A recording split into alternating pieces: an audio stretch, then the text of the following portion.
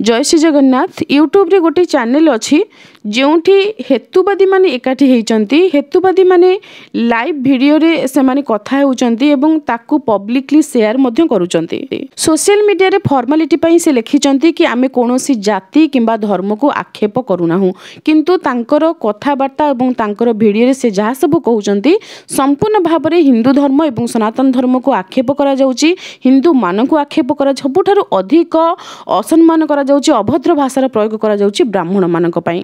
जातिवाद नारे से माने लोकों को भाग भाग करबा पई चाहुचंती, लोकों को मन रे घृणा भी भरुचंती। संपूर्ण निर्भय रे से वीडियो शेयर करूचंती काहेकि से जानिचंती ओडिसा रे अन्याय विरुद्ध रे कहिबा लोक बहुत कम। जी अन्याय विरुद्ध रे कहिबो लोक माने ताकू ही ओलोटा भूल बुझिबे, सेथि पई तार फायदा उठेकी हिंदू मानकू, हिंदू धर्म को, हिंदू देवादेवी को एवं खास करिकी ब्राह्मण मानकू मन इच्छा अभद्र भाषा अशालीन भाषा रे गाली गुलोज करूचंती।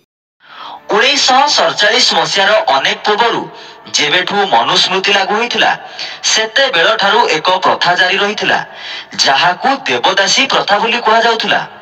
जेउ प्रथा अनुसार मंदिर रे थिबा देवदासी माननकू ब्राह्मण मंदिर रे थिबा भगवान अर्थात पत्थर मूर्ति सहित विवाह कराउथिले। देवदासी माननक ठारू जन्म हेउथुबा संतान माननकू परे हरिजन बोली कहा जाउथिला।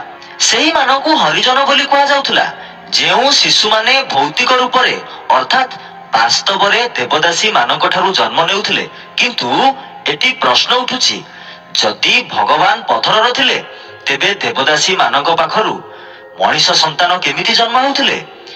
हिंदू मंदिर विषय एठी आलोचना करा जाउची। हिंदू मंदिर रे जो देवदासी प्रथा थिला से प्रथा को कलंकित बोली कहा जाउची एवं सीधा सड़क देवदासी मानकर चरित्र उपरे से आक्षेप करूचंती। ता परे भी से कहिबा कथा कि मु कोनोसी धर्म को आक्षेप करू नाही।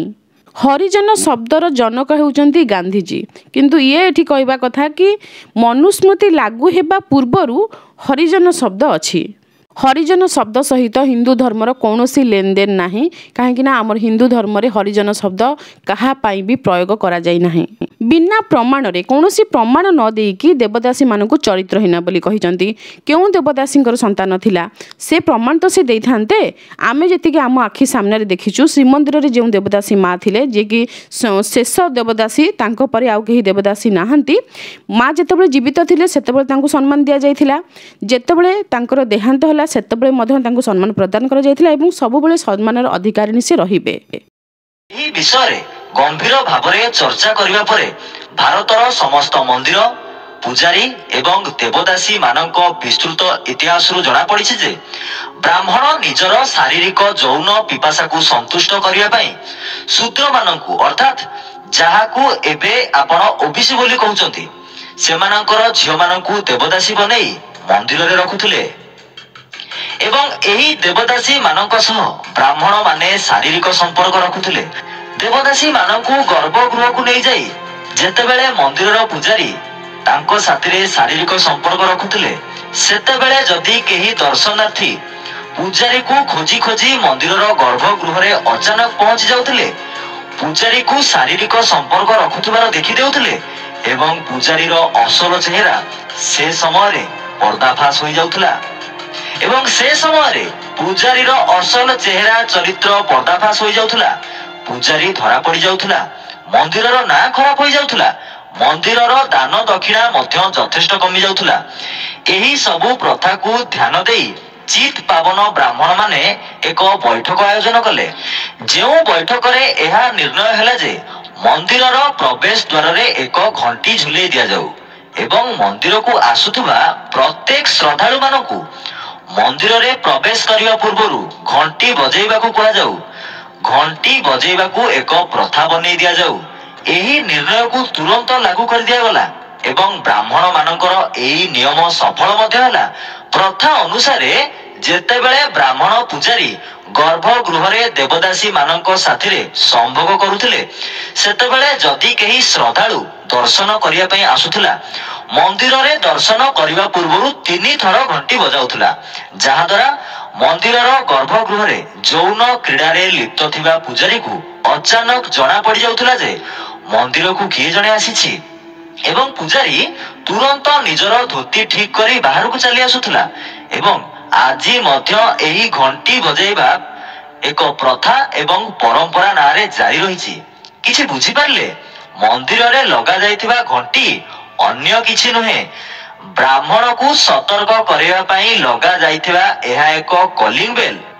ସବୁ ମନ ଇଚ୍ଛା ଇଏ କହୁଛନ୍ତି, କୌଣସି ଜିନିଷର ପ୍ରମାଣ ନାହିଁ। ଗବେଷଣା କରାଯାଇଥିଲା, କେବେ କରାଯାଇଥିଲା, କିଏ କରିଥିଲେ, ଗବେଷଣାର ରିପୋର୍ଟର କିଛି ଫଟୋ, କିଛି ହାର୍ଡ଼ କପି, କିଛି ସଫ୍ଟ କପି କିଛି ତ ଦେଖାଇ ପାରିଥାନ୍ତେ ନା। ବିନା ପ୍ରମାଣରେ ଖାଲି ଗପ ଗପିଲେ କେବଳ କେତେଟା ମୂର୍ଖ ଲୋକ ହିଁ ଏସବୁ ଜିନିଷକୁ ବିଶ୍ୱାସ କରିବେ, ସମସ୍ତେ ବିଶ୍ୱାସ କରିବେ ନାହିଁ। ଆଉ ଏମାନଙ୍କର ହେତୁବାଦୀ ମାନଙ୍କର ଗୋଟେ ମନ ଭିତରେ ଧାରଣା କି ଓଡ଼ିଶାରେ କେବଳ ହେତୁବାଦୀ ମାନେ ହିଁ ଜ୍ଞାନୀ, ବାକି ଅନ୍ୟମାନେ ସମସ୍ତେ ମୂର୍ଖ। ଏ ବ୍ୟକ୍ତି କହିବା କଥା କି ମୁଁ କୌଣସି ଧର୍ମକୁ ଆକ୍ଷେପ କରୁନାହିଁ, କିନ୍ତୁ ଏଠି ମନ୍ଦିର, ଗର୍ଭଗୃହ, ପୂଜାରୀ, ଦେବଦାସୀ ପ୍ରଥା ଏସବୁ ବିଷୟରେ ସେ ଆଲୋଚନା କରୁଛନ୍ତି। ଏ ସମସ୍ତ ଜିନିଷକୁ କଳଙ୍କିତ କରୁଛନ୍ତି। ଏସବୁ ଶବ୍ଦ ହିନ୍ଦୁ ଧର୍ମ ସହିତ ଯୋଡ଼ା ହେଇଛି। ଏକଥା କ'ଣ ଇଏ ଜାଣିନାହାନ୍ତି? ନା ଜାଣି ଜାଣି ସେ ହିନ୍ଦୁ ଧର୍ମକୁ ଆକ୍ଷେପ କରୁଛନ୍ତି ଆଉ ମିଛରେ କେବଳ ଅଭିନୟ କରୁଛନ୍ତି ଏବଂ ଫର୍ମାଲିଟି ପାଇଁ ଲେଖିଦେଇଛନ୍ତି କି ମୁଁ ହିନ୍ଦୁ ଧର୍ମକୁ ଆକ୍ଷେପ କରୁନାହିଁ। ବ୍ରାହ୍ମଣଙ୍କ ଚରିତ୍ରକୁ ନେଇକି ଯେଉଁଭଳି ଭାବରେ ସେ ଭାଷା ପ୍ରୟୋଗ କରୁଛନ୍ତି, ଅଶାଳୀନ ଶବ୍ଦର ବ୍ୟବହାର କରୁଛନ୍ତି, ମୁଁ ଏତିକି କଥା ଆପଣମାନଙ୍କୁ ପଚାରୁଛି, ବ୍ରାହ୍ମଣ, କ୍ଷତ୍ରିୟ, ବୈଶ୍ୟ, ଶୂଦ୍ର ଯେଉଁ ଚାରି ବର୍ଣ୍ଣ ରହିଲା, ଏ ଚାରି ବର୍ଣ୍ଣରେ କ'ଣ ସବୁ ଲୋକ ଭଲ ନା ସବୁ ଲୋକ ଖରାପ? ପାଞ୍ଚ ଆଙ୍ଗୁଳି ସମାନ ନୁହେଁ, ସେମିତି ସବୁ ଲୋକଙ୍କ ପ୍ରକୃତି ସମାନ ନୁହେଁ। କିଛି ଲୋକ ଅଛନ୍ତି ଅତ୍ୟନ୍ତ କୁଶ୍ଚିତ କଦାକାର ସେମାନଙ୍କର ମାନସିକତା, ଯିଏକି ଏ ଭିଡ଼ିଓ କରୁଛନ୍ତି ଯେଉଁ ବ୍ୟକ୍ତି, ତାଙ୍କର ମାନସିକତା ମଧ୍ୟ ସେଇଭଳି ଅତି ଅପବିତ୍ର, ଅତି ଅସନା, ଅତି ଖରାପ ଚିନ୍ତାଧାରା ତାଙ୍କର। ଯେଉଁଭଳି ଭାଷା ସେ ପ୍ରୟୋଗ କରିଛନ୍ତି, ମନ୍ଦିରର ଗର୍ଭଗୃହ ଭିତରେ ଯେଉଁଭଳି କାର୍ଯ୍ୟ କରାଯାଉଛି ବୋଲି ସମ୍ଭୋଗ କରିବାର ଯେଉଁ କଥା ସେ କହିଛନ୍ତି, ସବୁଠାରୁ ଖରାପ ଚିନ୍ତାଧାରା ତାଙ୍କର ଜଣାପଡ଼ୁଛି। ତାର ଅର୍ଥ ନୁହେଁ ଯେ ସବୁ ଲୋକଙ୍କ ଚିନ୍ତାଧାରା ସେଇଆ। ଯଦି ଜଣେ ବ୍ରାହ୍ମଣ ଖରାପ ହେଲେ ତାହେଲେ କ'ଣ ଆମେ ପୁରା ବ୍ରାହ୍ମଣ ସମାଜକୁ ହିଁ ଖରାପ କହିଦେବା? ଯେଉଁ ବ୍ୟକ୍ତି ଖରାପ, ଯିଏ ଖରାପ କାମ କରୁଛି ତାକୁ ଖରାପ କହିବା ଉଚିତ। ତାକୁ ଯଦି ଖରାପ ନ କୁହାଯିବ ତାହେଲେ ତାର ମୁହଁ ଆହୁରି ବଢ଼ିଯିବ, ସିଏ ଆହୁରି ଖରାପ କାମ କରିଚାଲିବ। କିନ୍ତୁ ଯେଉଁ ବ୍ୟକ୍ତି ଭଲ, ସେ ବ୍ୟକ୍ତିକୁ ମଧ୍ୟ ଆମେ ଭଲ କହିବା, ସାବାସି ଦେବା। ଯଦି ଖରାପ ଲୋକ ସାଙ୍ଗରେ ଆମେ ଭଲ ଲୋକର ନାଁକୁ ଯୋଡ଼ି ଦେଇକି ସମସ୍ତଙ୍କୁ ଖରାପ ବୋଲି କହିବା, ତାହେଲେ ଭଲ ଲୋକର ମନ ଭାଙ୍ଗିଯିବ, ତାର ହୃଦୟ ଭାଙ୍ଗିଯିବ। କୌଣସି ପ୍ରକାର ସେ ଲୋକ ଜୀବିତ ଥାଇକି ବି ମରିଗଲା ଭଳି ତାକୁ ଲାଗିବ।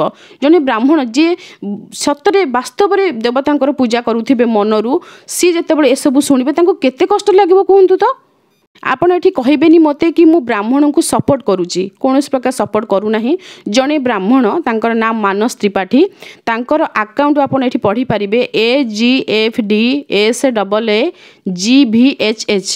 ଏ ଆକାଉଣ୍ଟ ଏମିତି ଆପଣଙ୍କୁ ଦେଖାଇବାର କାରଣ, ଆଙ୍କ ନାଁ ମୋର ସମ୍ପୂର୍ଣ୍ଣ ଭାବରେ ମନେ ରହିଛି ଆଉ ସବୁବେଳେ ମନେ ରହିବ। କାହିଁକିନା ଏ ବ୍ୟକ୍ତି ଜଣକ, ଆଙ୍କର ନିଜର ଇଜ୍ଜତ ନାହିଁ କିମ୍ବା ଆଙ୍କର ପରିବାରର ବି ଇଜ୍ଜତ ନାହିଁ। ଯେତେବେଳେ ସାଇବାବାଙ୍କ ଭିଡ଼ିଓ ମୁଁ ସେୟାର କରିଥିଲି, ସାଇ ସଚରିତ ପଢ଼ିକି ମୁଁ ଶୁଣେଇଥିଲି।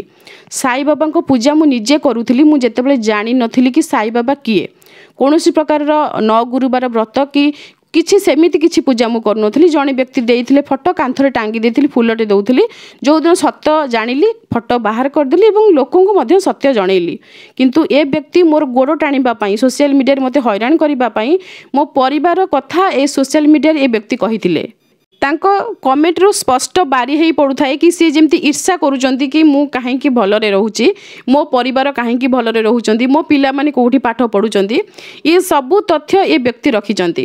ଚିନ୍ତା କରନ୍ତୁ, ଏ ଜଣେ ବ୍ରାହ୍ମଣ ଠାକୁରଙ୍କର ପୂଜା କିମ୍ବା ମନ୍ତ୍ର ଜପ ଇତ୍ୟାଦି ଏସବୁ କାର୍ଯ୍ୟ ଛାଡ଼ିକି ସୋସିଆଲ ମିଡ଼ିଆରେ କାହା ଘରେ କ'ଣ ହେଉଛି ଏସବୁ ଖବର ରଖିବାରେ ଏ ଲୋକ ବ୍ୟସ୍ତ।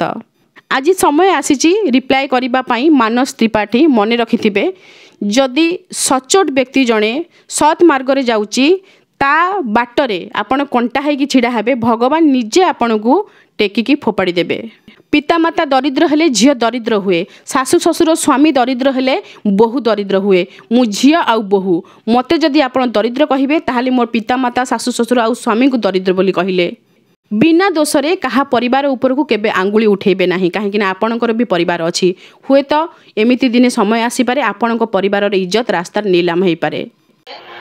ମନ୍ଦିର ଭିତରେ ଦେବଦାସୀ ମାନଙ୍କ ସହିତ ସମ୍ଭୋଗ କରି ଦେବଦାସୀ ମାନଙ୍କୁ ଗର୍ଭବତୀ କରାଯାଉଥିଲା। ତେଣୁ ମନ୍ଦିରର ମଧ୍ୟ ଭାଗକୁ ଗର୍ଭଗୃହ ବୋଲି କୁହାଯାଏ। ବାସ୍ତବରେ ଆମେ ବଜେଇ ଆସୁଥିବା ମନ୍ଦିରର ଘଣ୍ଟି ବ୍ରାହ୍ମଣ ମାନଙ୍କୁ ସତର୍କ କରିବା ପାଇଁ ଏକ ସତର୍କ ଘଣ୍ଟି ଥିଲା। ଆଶା କରୁଛୁ ମନ୍ଦିରର ଘଣ୍ଟି ବିଷୟରେ ଥିବା ଅସଲି ସତ୍ୟତାକୁ ଆପଣ ବୁଝି ସାରିଥିବେ। ଆମର ସମ୍ପୂର୍ଣ୍ଣ ବିଶ୍ୱାସ ଆପଣ ଏ ବିଷୟରେ କିଛି ଜାଣିନଥିବେ, କାରଣ ହିନ୍ଦୁ ଧର୍ମର କୌଣସି ଏକ ଧର୍ମଶାସ୍ତ୍ରରେ ଏ ବିଷୟରେ କୌଣସି କଥା ଉଲ୍ଲେଖ ନାହିଁ। ये व्यक्ति अधिक चालाक है का उपरी विष्टा खाऊंट। ये कहवा कथा कि हिंदू धर्मर कौन सी धर्म ग्रंथ रे मंदिर घंटा विषय वर्णना करा जाय नाही। ताहाले ये तथ्य पाइले कौठू? बाइबल रु पाइले ना कुरान रु पाइले? मंदिर गर्भगृह विषय ये व्यक्ति जो कथा कहते ये सब केवल जड़े पागलर प्रलाप बोली कह जो धर्मर आपण अंश नुहति जो विषय आपणकर ज्ञान नाही से विषय मन इच्छा गपी देवा केवल गोटे पागलर प्रलाप बोली ही कह पागल इच्छा हेले किछि ना किछि गपे। तेणु ये व्यक्तिर इच्छा है जहाँ इच्छा सी गपी देले और कौन एग्जांपल देबी कदाच एइथि जो बीजेपी एग्जांपल ता दोछि सेमाने गोटे दिन जोडिए मेंबर तंग थिले आज से देश चलू हमको बोलते सेमती प्लान कर मस्जिद पकेक पड़ो पिला मन में से भावना जो पारे आम जनईदे तू तू कर क्या करहबनी निज भी मन में असहायबोधता आणबनी आ प्रमाण टे न पाइले तुम पाक भी विश्वास कर केबे भी भूल धारणा रहिबे नाही कि क्षत्रिय वैश्य शूद्र एमानक भितर किसी झगड़ा चलची बोली। झगड़ा ब्राह्मण मानक भितर ही चलीची, ब्राह्मणकर ब्राह्मणक सहित ही चलीची। आंकु तो आपण जानिचंती महान हेतुवादी प्रताप रथ आंक ना तो स्वर्णाक्षर लेखा जीव आंकर जो भाषा जो कथा कहिबार शैली जो सुंदर चिंताधारा एभली व्यक्ति माने अभद्रामीर शेष सीमार ये पहुँची जाइए। Social media news channel Anchor भी आपको अनुरोध करी शालीनता रखी कथबार्ता करूँ। तेणु ये कौ भाई अशालीन भाव में कथबार्ता करते आप चिंता करें। एमानकर प्लानिंग बुझीपारे ये कहते बीजेपी दल कथा। बीजेपी दल में दुई जन सदस्य थिले आज से देश को शासन करुँच।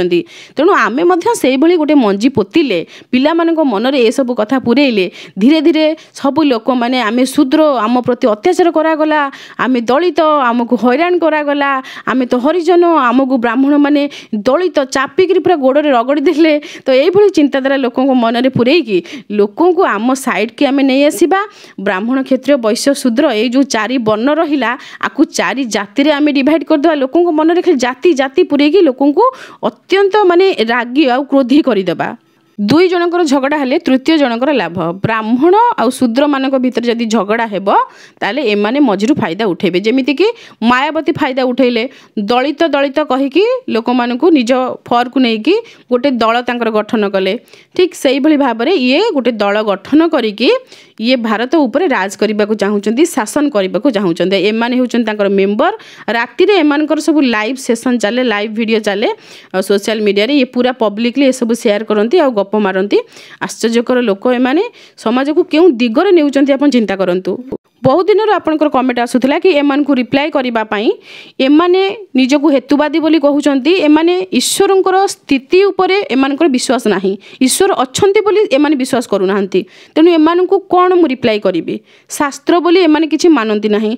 तेनु आमे जहा प्रमाण देबा कहिबा से सब शास्त्र रु ही तो कहिबा। जो लोक शास्त्र को ही मानुनी से लोक को आ कोन रिप्लाई दिया जिवो। एमानक पई केवल गोटिए व्यवस्था ओडिसा रे जो माने सब लॉयर अछंती एमानक नाँ रे मानहानि मोकद्दमा करा जाऊ विभिन्न प्रकार केस दिया जाऊ। एमाने संपूर्ण भाव में हिंदू धर्म हिंदू देवादेवी एवं हिंदू धर्मर जो चारि वर्ण रहिला एही चारि वर्णर प्रत्येक व्यक्ति को आघात पहुँचाउचंती धर्म को संपूर्ण नष्ट करबा पई षड्यंत्र करूचंती। माँ दुर्गा को लेकिन ये गोटे वीडियो शेयर करथिले कि दुर्गा किए एवं माँ को एभली भाव में ये अपमानित करथिले से वीडियो रे आपण देखिले आश्चर्य हो जिवे। ए विषय रे आमर ओडिसा रे केते जन शाक्त अछंती जो मानकु मु जानिछि तन्मध्यरु जणे शाक्त अछंती तांकर फेसबुक रे पेज अछि आदि पराशक्ति सेवक मु तांकु मध्य ए विषय रे कहिथिली कि तांकु रिप्लाई करंतु नचेत मु रिप्लाई करिबी। से कौन रिप्लाई कले न कले से विषय मते किछि जाना नाही। ए व्यक्ति को किंतु कोनोसी प्रकार रिप्लाई करिकि मोर समय मु नष्ट करबा पई चाहे नाही। मूर्खंक संगे कले बास सकल धर्म जीवनाश। जो व्यक्ति ईश्वर को ऊपर विश्वास करू नाही शास्त्र को अपमानित करूची चारि वर्ण को अपमानित करूची एवं समाज को विभाजन करिबार षड्यंत्र करूची से लोकटारु दूरे रहिबा ही श्रेयस्कर। रहुची जय श्री जगन्नाथ।